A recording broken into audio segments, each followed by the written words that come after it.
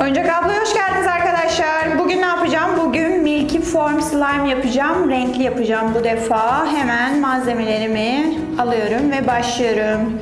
Bunda neydi? Yapıştırıcımıza diğer slime'ları yaparken su ekliyorduk. Ama Milky Form slime yaparken su eklemiyoruz yapıştırıcıya. Bu defa yapıştırıcımıza ne ekliyoruz? Nemlendirici losyondan ekliyoruz. Evet. Bu defa gıda boyasından sarı renk koyacağım. Bu kadar yeterli olacağını düşünüyorum. Ve karıştırıyorum.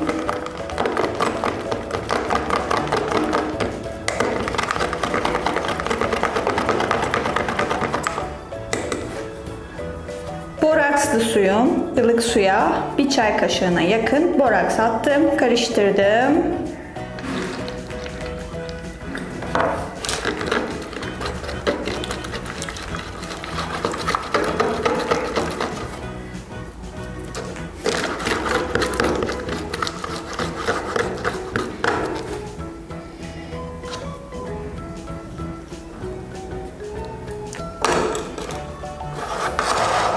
Evet. Oynadıkça kendine gelecek yine. Diğer slime'larımızda olduğu gibi. Bakın.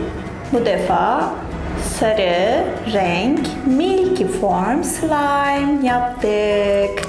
Bu slime diğer slime'lardan farklı oluyor arkadaşlar. Daha lastik gibi oluyor ve böyle sıktığınız zaman çıtır çıtır sesler çıkartıyor. Sanki böyle hani sakızı şişirirsiniz, patlatırsınız, sonra çiğnerken çatır çutur bir şeyler olur. İşte bu da aynen öyle. Sarısı da güzel oldu bu arada. Güneş gibi oldu. Güneş açtı. Evet. Bakalım yine çıtırlatalım. Oo! Süper. Tam stres topu aslında. O çıtır çıtır ettikçe siz keyif alıyorsunuz arkadaşlar. Uyt, yırtıldı. Ama dediğim gibi diğer slime'a göre daha lastiğimsiz. Ama bu da bence çok keyif verici.